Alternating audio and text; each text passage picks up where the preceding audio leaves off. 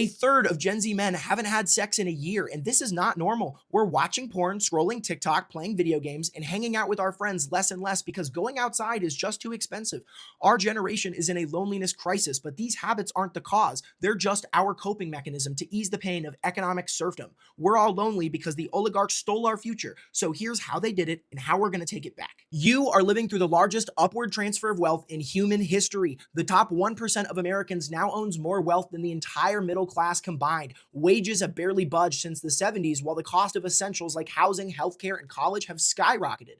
Home ownership used to be the American dream because it allowed us to build stability and intergenerational wealth. But in the big 2-6, we're either getting farmed on rent or living with our parents because you need to make six figures to afford the median priced home. But it was just 51K a year back in 2012. Work has become incredibly depressing because we're powerless in the workplace. Back in the 70s, you could graduate high school at 18 and go make a great living working at a shoe factory. That job was respected and you felt a sense of community with your coworkers because if y'all wanted a raise, you'd need each other when you went on strike. Now we have no power. Companies like Nike don't own a single shoe factory because they don't need you. They've replaced your labor with sweatshops in Indonesia. And as soon as the Indonesians want a raise, Nike will just pack up and move their operations to Cambodia. In order to even approach the stability of a middle class life with healthcare, a decent salary, vacation time, or retirement, you need a college degree. And to hope of paying back those thousands in student loan debt, you've got to become a management consultant, an accountant, or a project manager for a big company. That's soul-sucking work not focused on serving society, but on creating shareholder value.